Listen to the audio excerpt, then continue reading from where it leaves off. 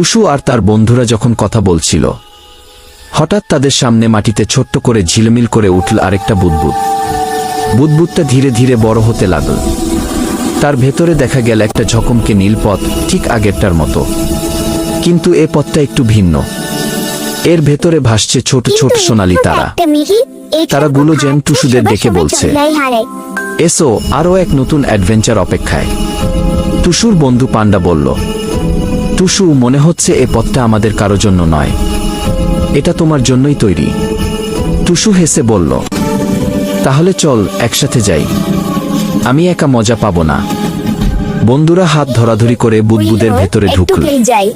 পথটা তাদের নিয়ে গেল এক রঙিন উপত্যকায়, যেখানে আকাশে উড়ছে রংধনু মাছ, মাটিতে ফুটে আছে আলো ছড়ানো ফুল, আর বাতাসে বাজছে হালকা টুনটুনে সুর।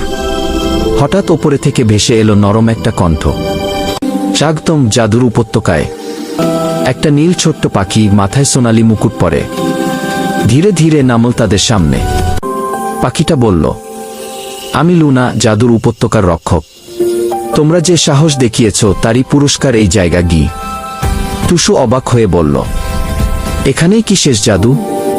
লুনা হেসে বলল, না টুসু, জাদু কেবল শুরু হলো। Not you!